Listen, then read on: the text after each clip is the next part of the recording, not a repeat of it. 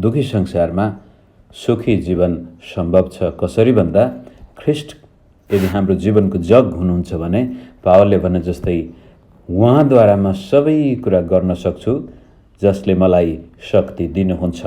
अनि त्यसको पछाडिपट्टिको रहस्य हामीले हेरेका थियौँ कि पावलले सबै कुरा गर्न सक्नुको मुख्य आधार चाहिँ उहाँ ख्रिस्ट येशूमा सन्तुष्ट हुनुहुन्थ्यो। पूर्ण रूपले मैले सन्तुष्ट हुने रहस्य सिकेको छु।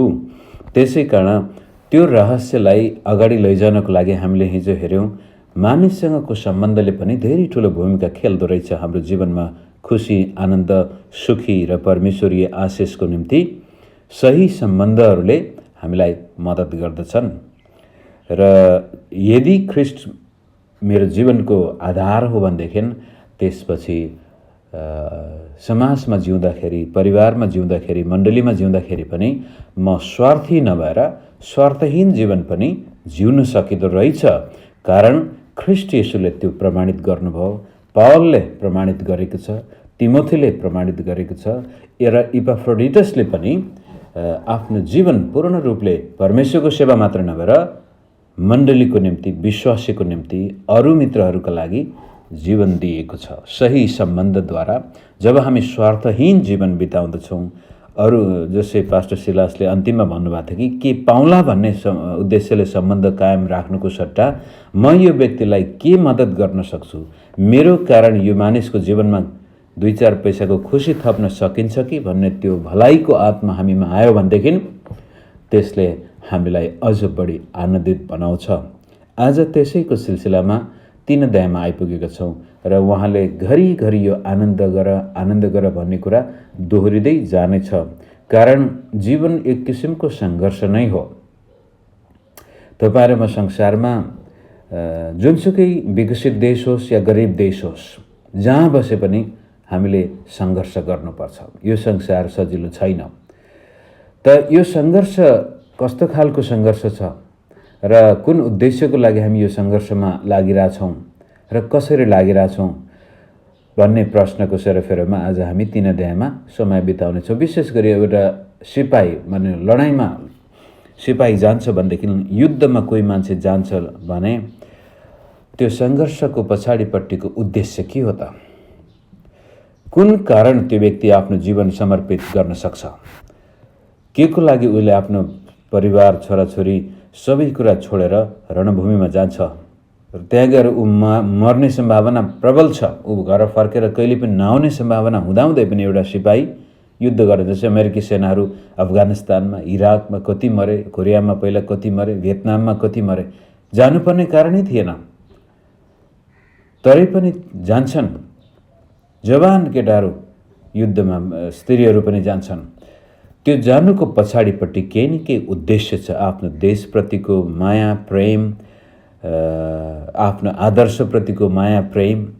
त्यस्तै किसिमले क्रिस्चियन जीवन पनि हामी आत्मिक युद्धमा छौँ, सङ्घर्षमा छौँ र त्यो सङ्घर्षमा सफल र विफल हुनुको पछाडिपट्टि हामी कतिको सन्तुष्ट छौँ त त्यो सङ्घर्षमा भाग लिनको लागि। र त्यो सन्तुष्टिलाई व्यक्त गर्ने हाम्रो आचरण चाहिँ आनन्द अथवा खुसी। हामी जीवनमा कति खुसी छौँ विचार गर्नुहोस्। खुसी बिनाको जीवन कस्तो दुःख लाग्दो जीवन हो। जे गर्दा पनि खुसी हुनु भएको छैन भने त्यो एकदमै पठ्यार लाग्दो, थकाइ लाग्दो जीवन हुन जान्छ। त्यसै कारण पावलले घरिघरि फिलिपीका विश्वासीलाई भन्दैछन्, हेर यो संसारमा दुःख कष्ट आउनेछ। हेर संसारमा एक किसिमको आत्मिक सङ्घर्षका साथसाथै शारीरिक सङ्घर्ष पनि गर्नुपर्नेछ, दुःख कष्टको सामना गर्नुपर्नेछ। तर त्यो गर्दाखेरि तिम्रो हृदयमा यस्तो गजबको सन्तुष्टि होस् जुन सन्तुष्टिको आधारमा हामी जीवनमा सबै कुराहरू गर्न सक्छौँ। त्यसलाई आउनुहोस् हामी पहिलो 3 अध्यायको 1 पद मात्र हेरौँ। 3 अध्यायको 1 पद 3 अध्यायको 1 पदमा उहाँले यसरी अन्त्यमा, यो पावलको एउटा बानी नै छ, कहिलेकाहीँ पत्र लेख्दै जाँदाखेरि 2-3 पटक उहाँले अन्त्यमा लेख्दै जाँदाखेरि फेरि एउटा कुरा याद आउँछ अथवा फेरि त्यो थप्नु हुनेछ उहाँले। 4 अध्यायमै पनि धेरै कुराहरू छन्, तर 3 अध्यायमा नै अन्त्यमा भन्नुको मतलब सायद अब छोट्याउनु खोजेको थियो, तर लेख्दा लेख्दै फेरि उहाँले लम्ब्याउनु हुनेछ। अन्त्यमा भाइ हो, प्रभुमा आनन्दित हौ, तिमीहरूलाई त्यही कुराहरू लेखिरहन मलाई झर्को लाग्दैन। वास्तवमा तिमीहरूलाई त्यही कुरा घरिघरि लेखिरहन मलाई झर्को लाग्दैन, अनि त्यो तिमीहरूका सुरक्षाको निम्ति हो। अन्त्यमा भाइ हो, प्रभुमा आनन्द गर भन्नको मतलब यो पत्रको अन्त्यमा, जीवनको अन्त्यमा नभएर पत्र लेख्दै जाँदाखेरि फेरि म भन्छु आनन्द गर, आनन्द गर, आनन्द गर, किनभनेदेखि यो आनन्द तिमीहरूका निम्ति सुरक्षाको सम्भावना छ। यो तिमीहरूका निम्ति सुरक्षित एउटा आधार हुनेछ। त्यसलाई एकछिन हामी विचार गरौँ। सुरक्षित जीवन, यो सङ्घर्षमा जाँदाखेरि, युद्धमा जाँदाखेरि, यदि म मेरो देशप्रतिको वफादार सेना हुँ, म मेरो कप्तानको आज्ञालाई उल्लङ्घन गर्दिनँ भनेदेखि शत्रुले मलाई सजिलै डगमगाउन सक्दैन, मृत्युले पनि मलाई थर्काउन सक्दैन। तर यदि म मेरो देशप्रति, मेरो कप्तानप्रति म सन्तुष्ट छैन, म आनन्दित छैन, म खुसी छैन भनेदेखि सजिलै प्रकारले त्यो व्यक्ति देशद्रोही बन्न सक्छ, शत्रुको सेनालाई मद्दत गर्न सक्छ, आफ्नो सेनालाई घात गर्न सक्छ। असुरक्षित भावना एउटा युद्ध सङ्ग्राममा पनि आउँदछ, बाहिरबाट होइन, भित्रैबाटै। असन्तुष्ट सेना, असन्तुष्ट कर्मचारीहरू, असन्तुष्ट विश्वासीहरू यो मण्डलीको लागि, कम्पनीको लागि र देशको लागि घातक हुन्छन्। असन्तुष्टिले हामीलाई असुरक्षित बनाइदिन्छ। यहाँसम्म कि हाम्रो व्यक्तिगत जीवन पनि यदि हामी खुसी छैनौँ, आनन्दित छैनौँ भनेदेखि यसले हामीलाई बडो ठुलो खतरामा हाल्न सक्छ। शैतानले सजिलै त्यसपछि हाम्रो जीवनमा प्रवेश पाउँदछ। उदाहरणको लागि कुनै एउटा जवान केटा, जवान भनौँ 20-22 वर्षको व्यक्तिले बिहा गर्न खोजेको छ, तर ऊ जीवनमा कहिल्यै खुसी छैन, उसलाई लाग्यो म बिहा गरेपछि खुसी हुन्छु होला भन्छ भने त्यस्तो व्यक्तिले बेखुसी, कहिल्यै सन्तुष्टि नभएको व्यक्तिले बिहा गर्यो भने त्यो विवाह झन् दुखी बन्न जान्छ। जीवनको हर क्षेत्रमा सन्तुष्टिले भयङ्कर ठुलो के भनौँ भूमिका खेलेको हुन्छ। हाम्रो जीवनमा सफलता हुने हो, हामी विफल हुने हौँ, मानिसले हामीलाई मन पराउने हो, मन नपराउने हो, मानिसको सामनेमा हाम्रा सम्बन्धहरू सही हुने हुन् या नहुने हुन् भन्ने कुरा हामीभित्र कतिको खुसी छ, हामी कति आनन्दित छौँ, अथवा हामीमा कतिको सन्तुष्टि छ जीवनप्रति। पहिलो तिमोथी 6:6 नै पावलले भन्छ, भक्ति सहितको सन्तुष्टि धेरै लाभको कुरो हो, एकदमै लाभ। त्यसै कारण भक्तिमा तिमी तिमोथी तालिम देऊ, किनभनेदेखि यो भक्ति, सन्तुष्टि सहितको भक्ति, कहिलेकाहीँ हामी भक्ति चाहिँ गरिरहेको हुन्छौँ, प्रार्थना गर्छौँ, मण्डलीमा जान्छौँ, बाइबल पढ्छौँ, सेवा सङ्गतिमा एकदमै सक्रिय, एकदमै भक्ति गरेको जस्तो लाग्छ, तर भित्र सन्तुष्टि हुँदैन, जसको कारण पछि गएर ती विश्वासहरू थाक्छन्। थाकिसकेपछि कि त उनीहरू यो पास्टरै यस्तो हो, यो मण्डली नै यस्तो हो, कि त परमेश्वरलाई नै जति गरे पनि हुँदैन, एकदमै शिथिल विश्वासी बन्नु पर्छन्। पछि गएर बिस्तारै बिस्तारै जीवन अझ दुःख लाग्दो हुँदै जान्छ। त सन्तुष्टि सहितको भक्ति अथवा आनन्द सहितको आत्मिक जीवनको लागि पावलले फिलिप्पीका विश्वासीलाई घरिघरि सम्झाइरहनु भएको छ। फिलिप्पीका विश्वासीहरू हो, आनन्द गर, विचार गर, तिमीहरूमा यो बेखुसी कहाँबाट आइरहेछ। किनभनेदेखि यदि तिमी आनन्दित हुन सक्यौ, सन्तुष्ट हुन सक्यौ जीवनमा भने त्यसपछि तिमीहरू जे पनि गर्न सक्नेछौ। बेखुसी भएपछि तपाईँहरू मेरो जाँगर मरेर जान्छ। मानिलिनु तपाईँ काम गर्दै हुनुहुन्छ कम्पनीमा अथवा अफिसमा, तपाईँ खुसी हुनुहुन्न, त्यो कम्पनीको मालिकसँग पनि तपाईँको मन चित्त बुझेको छैन, त्यो तलबसँग पनि मन चित्त बुझेको छैन, काम गर्ने तरिकासँग पनि चित्त बुझेको छैन भने कति भारी छ त्यहाँ हरेक बिहान उठेर जाँदाखेरि। तर त्यो कम्पनीको मालिकसँग तपाईँको चित्त बुझेकै छ, सबै कुराहरू ठिक छन्, तलबमा पनि ठिकै छ भनेदेखि, काम गर्ने तरिका पनि सब ठिक छन् भनेदेखि, खुसी हुनुभएको छ भनेदेखि तपाईँ त्यहाँ 10 बजे पुग्नुपर्ने व्यक्ति 9 बजे पनि पुग्न सक्नुहुन्छ। तर बेखुसी छ भनेदेखि बिस्तारै बिस्तारै त्यो कामप्रति हाम्रो जाँगर मरेर जान्छ। त्यस्तै किसिमले जीवनमा हामी खुसी छौँ भने जीवनप्रति अझ हामी जाँगरिलो हुन्छौँ। मण्डलीमा हामी खुसी छौँ भनेदेखि त्यो मण्डलीमा हाम्रो बडो जोस जाँगर आउँदछ। परिवारमा विवाहमा हामी खुसी छौँ भनेदेखि त्यो विवाह अत्यन्त रमाइलो। तर जब बेखुसी हुन्छौँ, जब असन्तुष्ट हुन्छौँ, जब रमाउन सक्दैनौँ भनेदेखि त्यसपछि जीवन कहाली लाग्दो बन्न सक्छ, बोझ भारी बन्न सक्छ, यो थकाइ लाग्न सक्छ। त्यसलाई हेर्नको लागि एक दुईवटा पद म हितोपदेशबाट आज यहाँको सामनेमा राख्न चाहन्छु। तपाईँले भेट्न आउनुभयो भने राख्न सक्नुहुन्छ पास्टर, नत्र ठिकै छ। हितोपदेश 15 अध्यायको 13 र 17 को 22 पद, थुप्रै अरू पदहरू पनि त्यहाँ देख्नुहुनेछ यस विषयमा। हितोपदेश 15 को 13 मा म पढेर सुनाउँछु। त्यहाँ नगए पनि केही फरक पर्दैन। यसरी भन्छ, आनन्दित हृदयले अनुहार प्रसन्न पार्छ, तर हृदयको पीरले आत्मालाई आघात पुर्याउँछ। पावलले घरिघरि फिलिप्पीका विश्वासीलाई आनन्द गर भन्नुको पछाडिपट्टि हामी देख्दैछौँ 13 पदमा, आनन्दित हृदय अनुहार प्रसन्न, तपाईँको अनुहारमा नै एक किसिमको चमक आउँदो रहेछ मित्रहरू। अनि 17 को 22 पनि त्यसैको एक दुई अध्याय अगाडि 17 को 22 मा, प्रसन्न हृदय असल औषधि हो र पेलिएको आत्माले हड्डीहरू सुकाउँछ। आनन्द गर प्रभुमा सधैँ आनन्द गर। दाउदले पनि भन्छ, म प्रभुमा सधैँ आनन्द गर्नेछु। यो किन त भन्नुहुन्छ भनेदेखि जब हामीमा त्यो खुसी, सन्तुष्टि, आनन्द हुँदैन, त्यसले हाम्रो आत्मालाई चोट पुर्याउँदो रहेछ र हाम्रो अनुहारमा पनि त्यसपछि मुस्कान हुनुको सट्टामा एक किसिमको त्यो अमिलोपना। कतिपटक हाम्रो यो बायोलोजिस्टहरू, त्यो साइकोलोजिस्टहरूले विशेष गरी भन्छन् कि जब मानिस मुस्कुराउँछ, जब तपाईँ कुनै व्यक्तिलाई बाटोमा देख्दाखेरि हाँस्नुहुन्छ, मुस्कुराउनुहुन्छ, तपाईँको अनुहारमा मुस्कान छ भने त्यसले हाम्रो यो अनुहारमा भएका सारा मसल्सहरूलाई रिल्याक्स गरेर पछाडिपट्टि हाम्रो मगजलाई समेत आराम दिन्छ।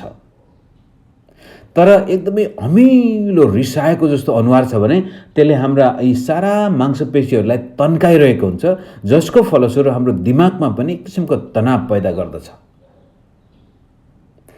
त तपाईँ कहिलेकाहीँ यो इन्टरनेटमा गएर पनि हेर्न सक्नुहुन्छ, कतिपय ठाउँमा यस्ता हिलिङ थेरापीहरू छन् जहाँ चाहिँ मानिसलाई त्यत्तिकै पनि हाँस्न लगाइन्छ, जबरजस्ती हाँस्न लगाइन्छ। कारण त्यो गर्दाखेरि कता कता हाम्रो शरीर, मगजमा एक किसिमको असर पर्दो रहेछ, जसले हाम्रो सारा शरीरलाई पनि असर गर्दछ भने यो शारीरिक कुरा छ। अनि हितोपदेश छ कि असल प्रसन्न हृदय औषधि जस्तै हो, यसले चङ्गाई ल्याउँछ। खुसी हुन सक्नुभयो भने यसले तपाईँलाई चङ्गाई, तपाईँमा भएको तनाव कम गर्दछ र त्यसपछि तपाईँका सम्बन्धहरू, तपाईँ खुसी व्यक्ति हो भनेदेखि अरू व्यक्ति पनि तपाईँसँग खुसी हुनेछन्। तर तपाईँ बेखुसी व्यक्ति हो भने, भित्र चाहिँ सन्तुष्टि छैन भने, जहाँ जाँदाखेरि पनि तपाईँको मुखबाट पहिलो कुरो यहाँ त यो त ठिक छैन, त्यो ठिक छैन, यहाँ समस्या छ, त्यहाँ समस्या छ भनेर कता कता बेखुसी व्यक्त गरिन्छ।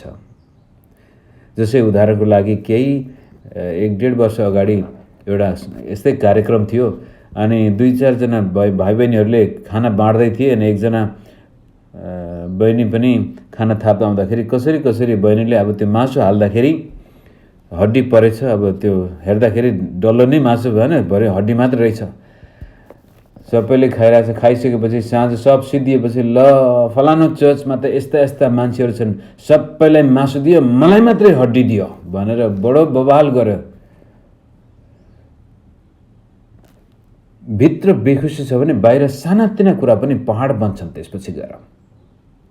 तर भित्र खुसी छ भने यो बिचरा मासु हाल्न खोजेको थियो होला, डल्लो मात्रै पर्छ, म त कस्तो अलि अगाडि पछाडि गएको भए पनि हुन्थ्यो नि, म त त्यही बिचा कस्तो आज मासु खाने मन थियो, तर त्यो बहिनी बिचराले हाल्न खोजेको त थियो, तर मेरो भागमा त हड्डी मात्रै परेछ भनेर पनि रमाई खाएको भए त्यो व्यक्तिको शरीरमा पनि आनन्द हुन्थ्यो। त्यसपछि जो हाम्रो मण्डलीमा पनि पछि गएर त्यो मण्डली छोडेर गयो त्यो व्यक्ति, अब जहाँ गए पनि त्यस्तै त्यो रिपिट हुन्छ। जब म भित्र बेखुसी छु भने म जहाँ जान्छु त्यहाँ बेखुसी पैदा गर्छु।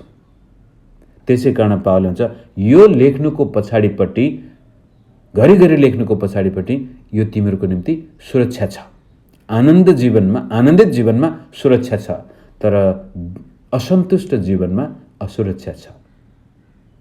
त्यसै कारण यो तपाईहरु मेरो व्यक्तिगत जीवनमा याद गर्नुहोस्। तपाईको विवाहमा बेखुसी छ भने त्यत्तिकै नथन्काउनुहोस्।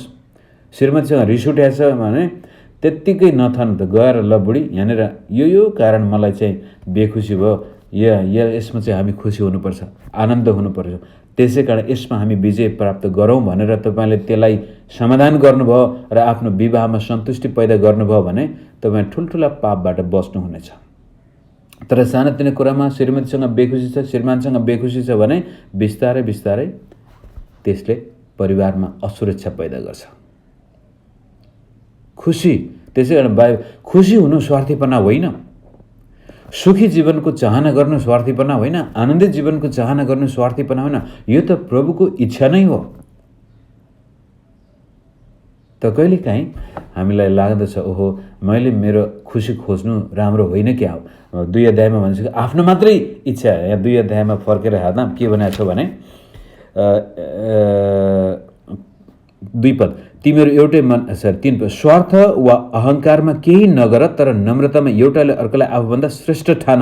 तिमीहरू हरेकले आफ्नै मात्रै हित नखोज, तर अरूको हितलाई पनि विचार गर। यो पढ्दाखेरि कहिलेकाहीँ के लाग्छ भने ओहो मैले मेरो खुसी खोज्नु, मैले आफ्नो जीवनमा उन्नति खोज्नु, मैले मेरो वास्ता गर्नु चाहिँ सायद स्वार्थीपन पो हो कि भनेर लाग्न सक्छ। होइन। यदि म खुसी छु, यदि मेरो शरीरमा ठिक छ, स्वास्थ्य ठिक छ, मलाई खाना लाउन पुगेको छ, मैले मेरो छोराछोरी श्रीमतीलाई राम्रोसँग पालन पोषण गर्न सकेका छु र म त्यसमा सन्तुष्ट छु भने बल्ल त्यसपछि म अरूलाई पनि मद्दत गर्नको लागि ममा जाँगर आउँछ। तर मनै मेरो दिमागमा खुसी छैन, मेरो दिमागमा आनन्द छैन, पुलपिटमा जाँदाखेरि पनि ममा एक किसिमको भारी आउँछ, विश्वासी भेट्दाखेरि पनि ममा एक किसिमको खुसी नै छैन भनेदेखि मैले कसरी अरूलाई सेवा प्रदान गर्न सक्छु? सक्दिनँ। गर्ने प्रयास गरौँला, तर त्यो त देखावटी मात्रै हो। कहीँ न कहीँ गएर म खतरामा पर्न सक्छु। त यदि म खुसी पास्टर हुँ भनेदेखि म सुरक्षित पास्टर बने। तपाईहरु खुसी विश्वासी हो भनेदेखि तपाई सुरक्षित व्यक्ति हुनुहुन्छ। तर बेखुसीपन छ हामीमा, आनन्द छैन, सन्तुष्टि छैन भने जहिले पनि हामी आफ्नो लागि पनि खतरा, अर्काको लागि पनि खतरा हुन सक्छौं। त्यति भनिसकेपछि अब 2 र 3 पद हेरौं। अब चाहिँ यो खुसीपनमा दखल पुर्याउने, हाम्रो जीवनको आत्मिक संघर्षमा दखल पुर्याउने 1-2 कुराहरू हामी हेरौं। त्यो चाहिँ 2 र 3 पदमा र त्यसपछि 17, 18, 19 पद पनि हामी हेर्छौं। पहिला 2-3 पद पढौं। कुकुरहरूदेखि होशियार बस। यो साँच्चै भुक्ने कुकुर होइन, यो आलङ्कारिक भाषामा खराब काम गर्नेहरूदेखि होशियार बस, अङ्ग कटाई गर्नेहरूदेखि होशियार बस, किनकि परमेश्वरलाई आत्मामा पुग्ने, माफ गर्नुहोस् मेरो आँखाले आज दुःख दिइरहेछ, पुज्ने र ख्रीष्ट येशूमा गर्व गर्ने र शरीरमा भरोसा नराख्ने साँचो खतना हामी नै हौं। यहाँनिर पावलले विशेष गरी झुटा शिक्षकहरूलाई सम्बोधन गर्छ। ती पनि यहुदी मतबाट, यिनीहरू क्रिस्चियन नै हुन्, प्रचारक नै हुन्, तर यिनीहरूले भन्दै थिए पहिला तिमीहरू यहुदी बन, त्यसपछि मात्र मुक्ति पाउँछौ भनेर मूसाको व्यवस्थालाई पनि पालन गर्न बाध्य बनाउँदै थिए। त्यसैकारण पावलले बडो यो कहिलेकाहीँ अचम्म लाग्छ, यस्तो प्रभुको दासले नि यस्तो भाषा चलाउन सक्छ त भनेर पावललाई धेरै रिस उठेको थियो झुटा शिक्षकहरूसँग। कारण यिनीहरूले धेरैको विश्वासलाई पतन गराइरहेका थिए। त विश्वासीको सुरक्षाको निम्ति पावलले कडा शब्द पनि प्रयोग गर्नुभएको छ। त्यसैले कुकुरहरूदेखि भनेको गलत व्यक्तिहरूदेखि, झुटा शिक्षकहरूदेखि अलग बस। अङ्ग कटाई गर्नेहरू पनि तिनी नै हुन् जो खतना गर्नुपर्छ भन्दै थिए। त्यस्ता मानिसहरू वास्तवमा आत्मिक खतना, आत्मिक उपासना हामी हौं, तर यी मानिसहरूदेखि होशियारी बस। किन भन्देखि अब त्यसलाई अझ उहाँले यो 17 पदमा पिकअप गर्नुहुन्छ पछि गएर, यी कस्ता खालका मानिस थिए र किन तिनीहरूको पछि नलाग्नु, तिनीहरूबाट अलग बस्नु, कारण तिमीहरूभित्र भएको आनन्द यिनीहरूले खलबलाउन सक्छन् भन्ने कुराहरू 17, 18, 19 पदमा 2 अध्यायकै त्यहाँ यसरी उल्लेख गरिएको छ। 17 पदमा, भाइ हो, तिमीहरू मेरो अनुकरण गर्नेहरू हौ, हामीमा तिमीहरूले देखेको नमुना अनुसार जिउनेहरूलाई हेर। मैले धेरै पल्ट बताएका मानिसहरूका बारेमा फेरि पनि म तिमीहरूलाई रुँदै भन्दछु। हेर्नुहोस्, पावलको हृदय फिलिप्पीप्रति कति मायालु छ र तर गलत शिक्षकहरूलाई चाहिँ उसले कुकुरै भनेको छ कि तिनीहरू ख्रिस्टका क्रुसका शत्रुहरू जस्तै जीवन बिताउँछन्। यी झुटा शिक्षकहरू जसले विश्वासीलाई धोका दिँदैछन्, क्रुसका शत्रुहरू। 19 पद, विनाश तिनीहरूको अन्त्यमा यिनीहरू परमेश्वरको दण्डमा पर्नेछन्। पेट तिनीहरूको ईश्वर, यिनीहरूले वास्तवमा परमेश्वरलाई सेवा गर्नुको सट्टामा, विश्वासीको चिन्ता गर्नुको सट्टामा आफ्नो पेट पाल्ने उद्देश्यले सेवा गरेको, र तिनीहरू आफ्ना शर्ममा गौरव गर्दछन्। लाज शरम उनीहरूलाई छैन। जानी उनीहरूले ठगेको, झुट बोलेको, व्यभिचारमा इत्यादि कुरा पर्दा पनि उनीहरूलाई लाज छैन, र तिनीहरूको मन सांसारिक कुराहरूमा लागिरहन्छ। यहाँनिर हाम्रो आनन्द चोर्ने, हाम्रो आनन्दमा दखल पुर्याउने, हामीलाई आत्मिक सङ्घर्षमा असुरक्षा पैदा गर्ने सम्भावना गलत शिक्षा, गलत सङ्गत, गलत शिक्षा, गलत सङ्गत। सङ्गत गुणको फल हामीले खानै पर्छ। मित्रहरू, तपाईँ र म कस्तो प्रकारको सङ्गतमा छौँ र हामीलाई कस्तो प्रकारको शिक्षा दिइएको छ, त्यसले धेरै ठुलो माने राख्छ जीवनमा। त्यसै कारण त चर्चहरूमा पनि, विश्वासीहरूसँग पनि हामीले एकदमै होसियार हुनुपर्ने कारण चाहिँ कस्तो खालको शिक्षा यो पास्टरले दिइरहेछ, कस्तो खालको सङ्गति यो सङ्गति यहाँ चर्चमा छ, मेरा मित्रहरू पनि कस्ता खालका छन्। विशेष गरी आज यो इन्टरनेटको माध्यममा तपाईँले हुने नहुने प्रकारका शिक्षा पनि सुन्नुहुन्छ। ध्यान दिनुपर्ने छ कि वास्तवमा यो परमेश्वरको वचन अनुसार छ या छैन, यसले परमेश्वरको महिमा गरिरहेछ छैन, र त्यसपछि कतिपटक त शिक्षकलाई पनि हामीले मूल्याङ्कन गर्नुपर्ने हुन्छ। यो व्यक्तिले किन सेवा गर्दैछ, यसको जीवनमा कस्तो प्रकारको गवाही छ, यसको जीवनमा जुन प्रकारका लक्षणहरू छन् त्यसले परमेश्वरको राज्यको सेवा गर्ने व्यक्ति हो या पेटको मात्र सेवा गर्ने व्यक्ति हो, यसको जीवनबाट ख्रीष्ट येशूको महिमा भइरहेछ अथवा क्रुसको शत्रु भइरहेछ। हामीले होसियारी पुर्याउनु पर्ने कारण गलत शिक्षाले हामीमा भएको विश्वासलाई डगमगाइदिन सक्छ। हामी जुन प्रकारको युद्ध मैदानमा थियौँ, जसै कुनै शत्रुको सेनाले आएर कहीँ हाम्रो कानमा हुनु नहुनु फुकिदियो, आफ्नो देशप्रति शङ्का, आफ्नो कप्तानप्रति शङ्का भएको खण्डमा हामी युद्ध गर्न छोडेर बरु शत्रुकै शिकार बन्न सक्छौँ। अनि गलत सङ्गत पनि हामीले होसियारै गर्नुपर्छ।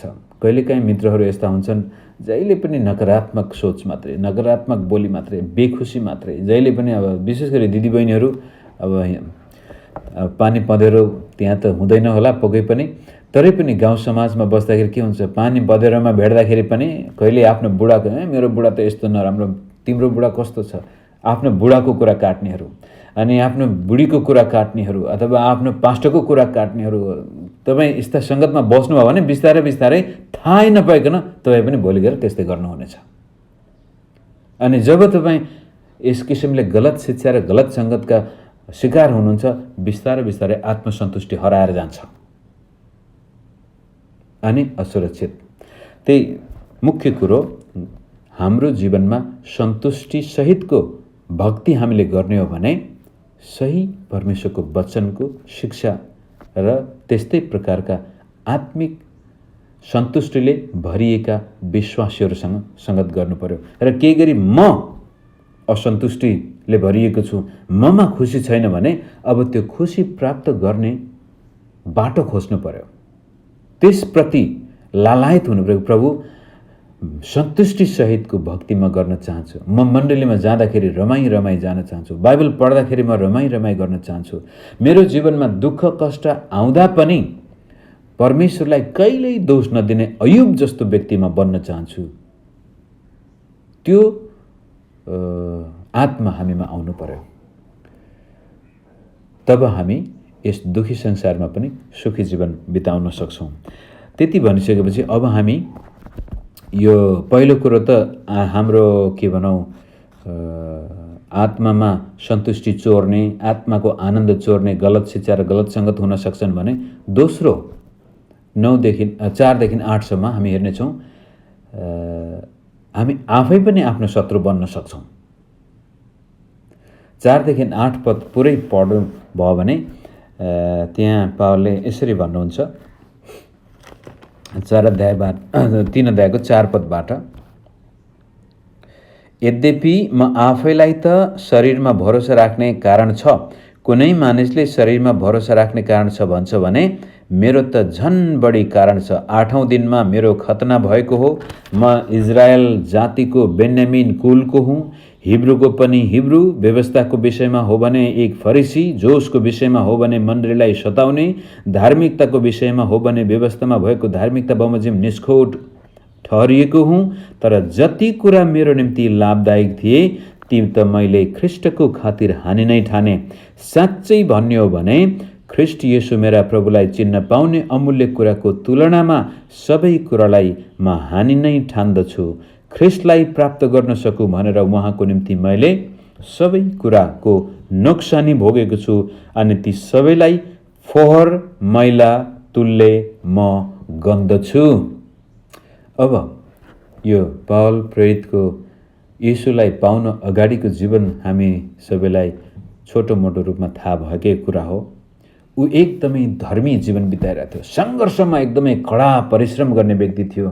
यहाँसम्म कि मानिसको जीवन नारकीय बनाउन पनि ऊ पछि पढेको थिएन र आफ्नो शिक्षामा पनि उपल्लो वर्गको आर्थिक हिसाबले पनि पक्कै पनि प्रशस्तै, अब त्यति बेलामा धर्मगुरुहरूले निकै ठुलो इज्जत पाउँदथे र सायद अब टार्ससमा उसको पारिवारिक वातावरण पनि निकै धनाढ्य व्यक्ति हुनुपर्छ, नत्र चान्चुने व्यक्तिहरू यरुशलेममा गएर पढ्न सक्दैन थिए।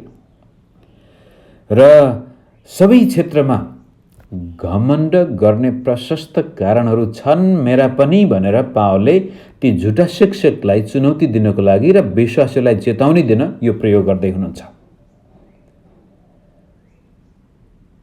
अनि यहाँबाट के उसले भन्दैछ भनेदेखि यदि हामी आनन्दित जीवन बिताउने हो, सन्तुष्टि सहितको जीवन बिताउने हो भनेदेखि हाम्रो लक्ष्य र उद्देश्य सांसारिक र भौतिक कुराहरू हुनु हुँदैन। संसारमा भएका उपलब्धिहरूमाथि हामीले घमण्ड गर्नु हुँदैन। गर्व गर्नु छ भने ख्रिस्ट येशूमा गर्व गर्नु। घमण्ड गर्नु छ भने पनि घमण्ड भन्नाले त्यो पनि नकारात्मक घमण्ड हुँदैन, जो सन्तुष्ट सहितको मलाई केही चाहिँदैन, मलाई कुनै कुराको मतलब छैन भन्नुहुन्छ भने ख्रिस्ट येशूमा मात्रै भन्नुहोस्। कारण पावलले भन्छ संसारमा जति पनि कुराहरू मेरो लागि फाइदाका थिए येशू प्रभुलाई चिन्ने त्यो मौकासँग तुलना गर्दाखेरि ती फोहोर मैला गार्बेज भन्ने शब्द त यो एकदमै गोबर, मेरो शिक्षा, मेरो सम्पत्ति, मेरो सम्मान, मेरो ख्याति, मेरा सबै उपलब्धिहरू येशू ख्रिस्टको तुलनामा त फोहोर मैला हुन्। त्यसै कारण मैले सबै कुराहरू मेरो लागि हानिका छन्, खतरनाक कुराहरू हुन् ती। वास्तवमा म ख्रिस्ट येशूमा सन्तुष्ट र आनन्दित जीवन बिताउने हो भनेदेखि मेरो लक्ष्य, मेरो उद्देश्य, मेरो कर्तव्य अथवा मेरो गन्तव्य ख्रिस्ट येशू हो भने म सजिलै प्राप्त पनि गर्न सक्छु। के गरी घुमेर गएको खण्डमा त्यसले मलाई कुनै असर गर्दैन।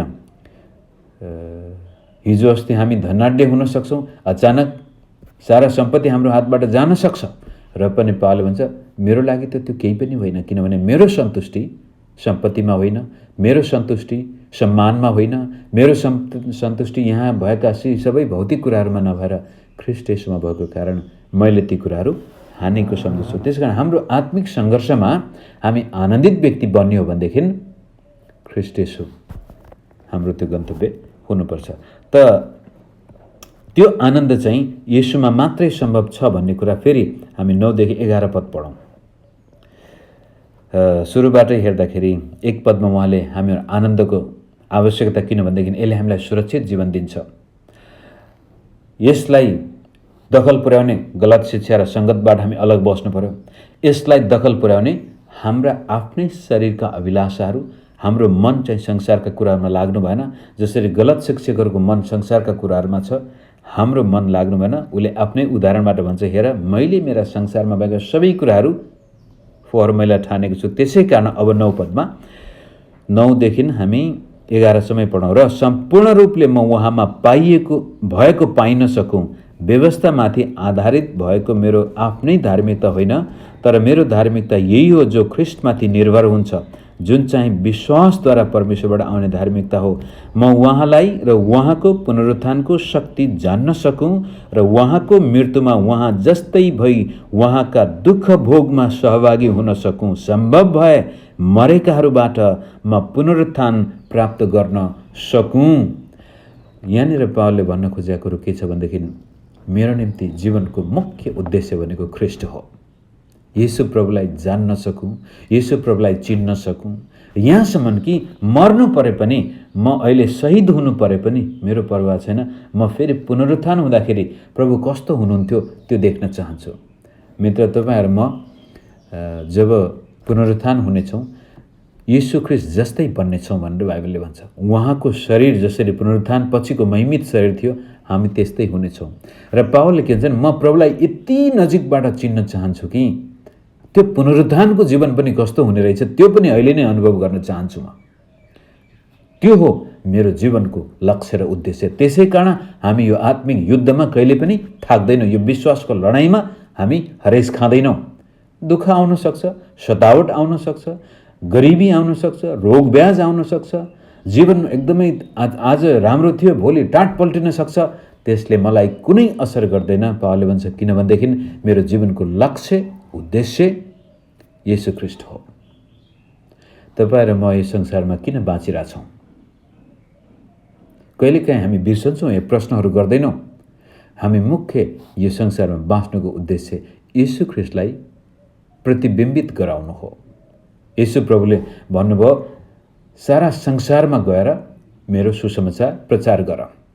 सायद हामी सारा संसारमा जान सक्दैनौँ, तर हाम्रो घर परिवारमा, हाम्रो छरछिमेकमा, हाम्रो काम गर्ने ठाउँमा, हाम्रो आफन्त चिनजान भएको जुनसुकै इष्टमित्रको सामनेमा तपाईँ एउटा येशू ख्रिस्टको चरित्रले भरिएको व्यक्ति हो भने मुखबाट भन्नै पर्दैन म क्रिस्चियन हुँ भनेर। उहाँहरू स्वयं पवित्र आत्माको शक्तिमा आकर्षित भएर तपाईँलाई आएर भन्नेछन्, होइन हो तिमीहरूको परिवारमा त कस्तो राम्रो छ, म थाकिसकेँ मेरो जीवनमा। तपाईँले त्यसपछि ती व्यक्तिको सामनेमा येशू ख्रिस्टलाई प्रस्तुत गर्न सक्नुहुनेछ। त्यो हाम्रो मुख्य उद्देश्य। म बेला बेला भन्ने गर्छु, यदि यो संसारमा बस्नुको उद्देश्य अरू केही नभएर सुसमाचार प्रचार गर्नु थिएन भनेदेखि त राम्रो कुरो त जब म पानीमा बप्तिस्मा लिने बेलामा पानीमा डुबेर पानीबाट जिउँदै निस्कन पानीबाटै सिधै स्वर्ग गए पनि भइहाल्थ्यो नि। त हामी ख्रिस्ट येशूमा यो संसारमा बाँच्नुको मुख्य उद्देश्य येशू प्रभुलाई प्रतिबिम्बित गराउनु हो। अनि येशू प्रभुलाई प्रतिबिम्बित गराउने व्यक्ति त्यो हो जो आफ्नो जीवनमा सन्तुष्टिले भरिएको छ, खुसी छ, आनन्दित छ। कहिलेकाहीँ हामी आफ्नो शरीरसँग, विशेष गरी तपाईँ देख्नुहुन्छ सुन्दर सुन्दर स्त्रीहरू राम्रो छन्, बडो सुन्दरी छन्, तरै पनि उनीहरूको कता नाक मिलाउने कि आँखा मिलाउने। विशेष गरी म कोरियामा धेरै लामो बसेँ। त्यहाँका जवान स्त्रीहरूको मुख्य लक्ष्य कसैको नाक लामो बनाउनु पर्ने, कसैको आँखा ठुलो बनाउनु पर्ने। धेरैले प्लास्टिक सर्जरी गरेर आफ्नो त्यो शरीरसँग पनि उनीहरू सन्तुष्ट छैनन्। कतिपय व्यक्तिहरू सम्पत्तिमा पनि जति कमा अझ बढी अझ बढी अझ बढी कहिल्यै पुग्दैन। कतिपय व्यक्तिहरू शक्तिको भोक हुन्छन्, उनीहरूलाई कहिल्यै पुग्दैन। तर आफ्नो शरीरमा पनि हामी जस्तो छौँ, कालो गोरो होचो अग्लो डल्लो फुड्को जस्तो सुकै हामी छौँ, त्यसमा प्रभु धन्यवाद यो शरीर तपाईँले मलाई दिनुभएको छ, यो तपाईँको मन्दिर हो, म यसमा सन्तुष्ट छु, म खुसी छु। त्यसपछि तपाईँको हातमा भएका जति पनि कुराहरू छन् त्यसमा धन्यवादी भएर सन्तुष्टि जीवन बिताउनु भयो।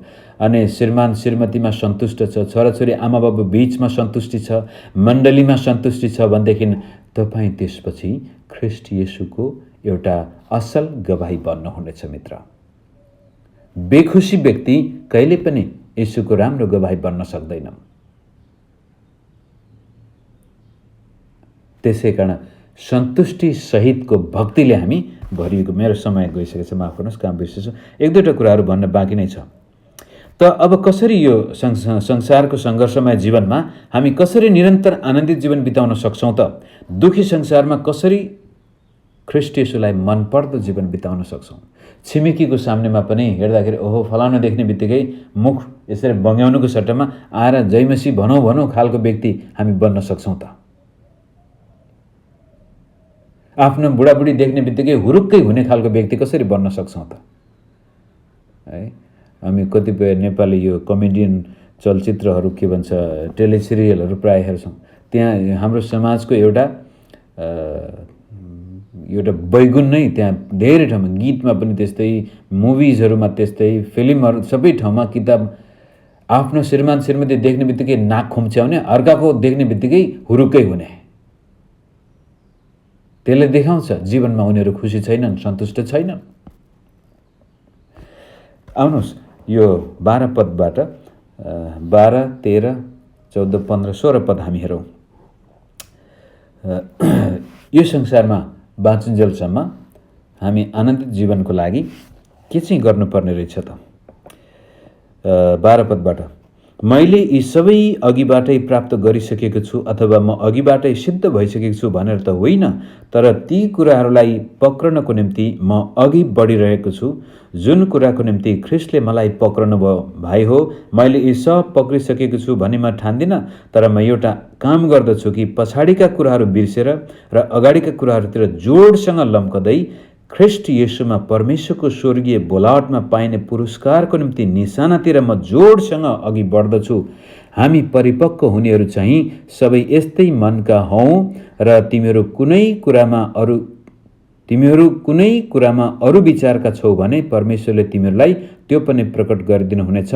केवल हामीले जे प्राप्त गरिसकेका छौँ त्यसमा दरिला भई बसौँ। पहिलो कुरो, सायद हुनसक्छ हाम्रो जीवन अझै पनि पूर्ण रूपले रहर लाग्दो नहुन सक्छ। सायद हिजो अस्तिसम्म पनि, आज पनि सायद हामीमा कुनै क्षेत्रमा बेखुसी हुन सक्छ होला, हामी आनन्दित छैनौँ होला। तरै पनि हामीले अब गर्नुपर्ने कर्तव्य, यदि ख्रीष्ट येशूमा आनन्दित जीवन बिताउने हो भनेदेखि विगतलाई हामीले बिर्सनु पर्यो, वर्तमानमा बाँच्नु पर्यो र भविष्यको लागि आशा राख्नु पर्यो। विगतलाई जबसम्म हामी बिर्सिँदैनौँ, कहिलेकाहीँ दोषी आत्माले विश्वासीलाई धेरै दुःख दिएको हुन्छ। 10 वर्ष अगाडि गरेको पाप पनि आजसम्म पनि बोकिरहेका हुन्छन्। 10 वर्ष अगाडिको समस्याले पनि आजसम्म सताइरहेको हुन्छ। तर मित्र, हामीले विगत बिर्सनु नै पर्छ। हिजो अहिले 1 घन्टा अगाडि पनि तपाईँले के गर्दै हुनुहुन्छ त्यो सिद्धियो। तब त्यसलाई तपाईँ र मैले परमेश्वरको वचन अनुसार, पावलले भन्छ म पछाडिका कुराहरू बिर्सेर अगाडितिर जाँदैछु। पछाडि राम्रो पनि थियो होला, नराम्रो पनि थियो होला, त्यसको अब अर्थ छैन, सिद्धियो।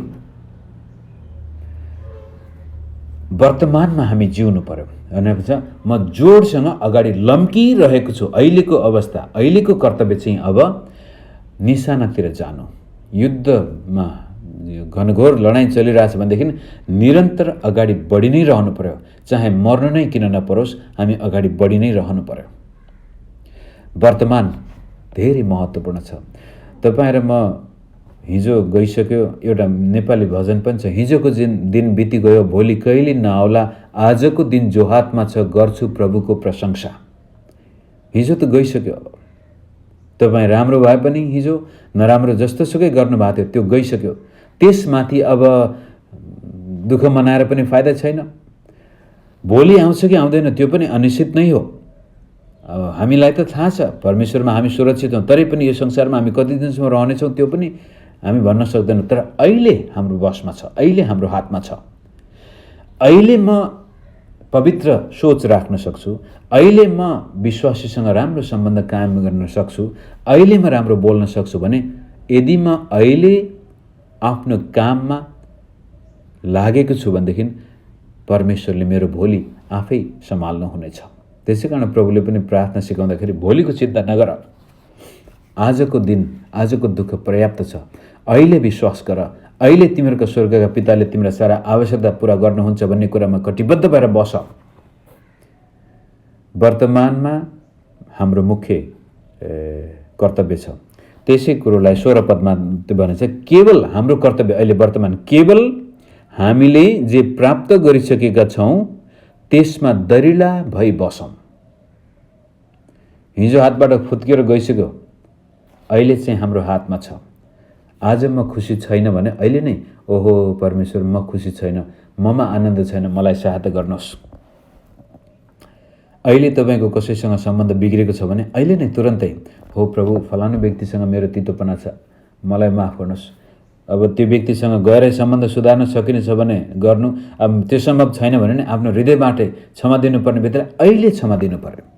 भोलि गरौँला भन्नुभयो भने त्यो सिद्धियो। पवित्र जीवन पनि भोलि जिउँला भन्नु भने त्यो पनि सम्भव छैन। अहिले तुरन्तै ओहो प्रभु मेरो जीवनमा यहाँनिर समस्या छ, मेरो परिवारमा यहाँनिर खोट छ, मैले सुधार्न पर्ने ठाउँ यहाँ छ। अहिले तपाईँले तुरन्तै त्यसमा आफ्नो पाइला चाल्नुभयो भनेदेखि तपाईँ आनन्दित सफल व्यक्ति बन्नुहुनेछ। तर भोलि गरौँला भन्नुभयो, भोलि बाइबल पढौँला, भोलि प्रार्थना गरौँला, भोलि क्षमा दिउँला भन्नुभयो भने त्यो असम्भव। अथवा हिजोका कुराहरू पनि छ, हे तेरि म त प्रभुलाई यति प्रेम गर्छु तर पनि हिजो मैले यस्तो गल्ती गरी पठाएको छु, हिजो मेरो बुढाबुढीमा यस्तो समस्या थियो, हिजो यस्तो थियो, त्यो पनि अर्थ त्यो सिद्धियो। परमेश्वर स्वयंले बिर्सिसक्नुभयो भनेर बाइबलले भन्छ। त कतिपटक विश्वासीहरू आफै सम्झिरहेका हुन्छन् जसको कारण उनीहरू खुसी जीवन बिताउन सक्दैनन्। हाम्रो खुसी चोर्ने भूतकालको सम्झना र भविष्यको चिन्ता, त्यसको सट्टामा भूतकाललाई बिर्सिदिने, भविष्यकाललाई परमेश्वरको हातमा राखिदिने, वर्तमानमा परमेश्वरमा विश्वास गर्ने। अनि भविष्यको लागि यहाँ 20 पदमा यसरी भनिएको छ, 20-21 पद अन्तिम पढेर हामी अनि बन्द गर्नेछौँ। भूतकाललाई बिर्सनुहोस्, वर्तमानमा सङ्घर्ष गर्नुहोस्, भविष्यकाललाई परमेश्वरको हातमा राख्नुहोस्। त्यहाँ यसरी भनेको छ, तर हाम्रो नागरिकता स्वर्गमा छ, त्यहाँबाट आउनुहुने मुक्तिदाता अर्थात् प्रभु यीशु ख्रीष्टको प्रतीक्षा हामी गर्दछौँ। अर्थात् हाम्रो आशा यीशुको दोस्रो आगमन छ। उहाँले जुन शक्तिद्वारा सबै कुरालाई उहाँको अधीनमा ल्याउन सक्नुहुन्छ, हाम्रा हीन शरीरलाई आफ्नै महिमाको शरीर जस्तै हुनलाई परिवर्तन गरिदिनु हुनेछ। मित्रहरू, हाम्रो मुक्ति अझै कम्प्लिट भएको छैन। हामी मुक्तिको मार्गमा अझै दौडी नै रहेछौँ। हामी मुक्तिको कार्य पुरा गर्न डर र कम्पसाथ परिश्रम गरि नै रहेछौँ। तर एक दिन आउनेछ हाम्रा यी शरीरले पनि महिमित रूप धारण गर्नेछ र यो शरीरमा भएका कमी कमजोरीहरू कहिले बेला बेलामा तपाईँले नचाहँदै पाप गर्नुभएको, अधर्म गर्नुभएको, परीक्षामा पर्नुभएको सबै कुराहरूबाट हामी परिवर्तन हुनेछौँ। महिमित शरीर हाम्रो हुनेछ र हाम्रो नागरिकता पनि अथवा हाम्रो मुक्ति लिएर आउनुहुने प्रभु आउँदै हुनुहुन्छ। धेरै कुराहरू अझै बाँकी छन्। अहिले त हामीले त खालि एउटा टिप अफ द आइसबर्ग मात्रै हो। हाम्रो जीवनको रहस्य धेरै रहस्य छ, अझै बाँकी छ जान्नुपर्ने। तर अहिले जति हाम्रो हातमा छ, जति सिकेका छौँ, अनि विशेष गरी हाम्रो हातमा त प्रभुको वचन छ। यो वचनले जति बताएको छ त्यसलाई पक्रेर राख्नुहोस्, समातेर राख्नुहोस्, त्यसैमा सङ्घर्ष गर्नुहोस्। अनि त्यसको मुख्य उद्देश्य हामीलाई थाहा छ, हामी ख्रीष्ट येशूलाई चिन्न चाहन्छौँ र त्यसपछि अरू मानिसले पनि ख्रीष्ट येशूलाई चिनेको देख्न चाहन्छौँ। अनि त्यो हुनको लागि तपाईँ र म आत्मसन्तुष्टिले भरिएको व्यक्ति हुनु अत्यन्त आवश्यक छ। तपाईँ र मेरो जीवनमा परमेश्वरले दिने आशिषलाई उपभोग गरेर, अनुभव गरेर अरूको सामनेमा पावलले भन्छ मेरो देखासेखी गर्ने हो भनेर 17 पदमा भने चाहिँ मेरो उदाहरणलाई हेर र मैले जसरी जीवन बिताएको छु तिमीहरूले पनि त्यस्तै गर। अनि फिलिप्पी 4:13 हाम्रो मुख्य पद, ख्रीष्ट येशू जसले मलाई तागत बल दिनुहुन्छ उहाँमा म सबै कुराहरू गर्न सक्छु। त मित्र, तपाईँको जीवनमा खुसी छ कि छैन? आनन्द छ कि छैन? तपाईँको आत्मिक जीवनमा सन्तुष्टि छ कि छैन? यदि तपाईँ सन्तुष्टि सहितको भक्ति गर्ने व्यक्ति होइन भने खतरामा हुनुहुन्छ। झुटा शिक्षकले पनि तपाईँलाई बहकाउन सक्छ, गलत सङ्गी साथीहरूले पनि बहकाउन सक्छ र कहिलेकाहीँ संसारमा तपाईँले सफलता पाउनुभयो, थुप्रै सम्पत्ति कमाउनु भयो, राम्रो भयो भन्ने बित्तिकै फेरि तपाईँ प्रभुलाई बिर्सन पनि सक्नुहुन्छ। त हाम्रो मुक्तिको निश्चयता ख्रीष्ट येशूमा हुनुपर्छ।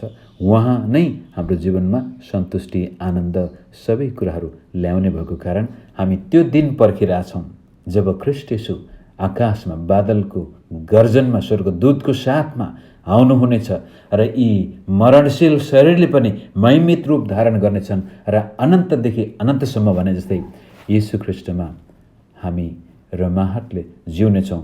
C.S. लुइस भन्ने एकदम विद्वानले भनेछ, स्वर्गीय जीवनको बयान गर्दाखेरि उहाँले every single day there will be joy but greater to greater. आजभन्दा भोलि, भोलिभन्दा अझ र अझ वृद्धि हुँदै जाने आनन्दित जीवन स्वर्गीय जीवन हो भनेदेखि यसै संसारमा बस्दा पनि हामी आनन्दित जीवन बिताउन सक्छौँ ख्रीष्ट येशूद्वारा। यति भन्दै आजको यो सही सङ्घर्षको लागि हामीले आफ्नो हृदयलाई सुरक्षित राख्नु पर्यो, मनलाई सुरक्षित राख्नु पर्यो। भोलि हामी सही सोचको बारेमा विचार गर्नेछौँ। आज विशेष गरी तपाईँमा आत्मसन्तुष्टि, ख्रीष्ट येशूलाई विश्वास गरेपछि आनन्दले भरिएको व्यक्ति बन्नुभयो भने तपाईँ आफै पनि सुरक्षित, अरूलाई पनि सुरक्षित राख्नुहुनेछ र ख्रीष्ट येशूको सुसमाचारलाई राम्रोसँग प्रतिबिम्बित गर्न सक्नुहुनेछ भन्दै बिदा हुन्छु। जय मसीह।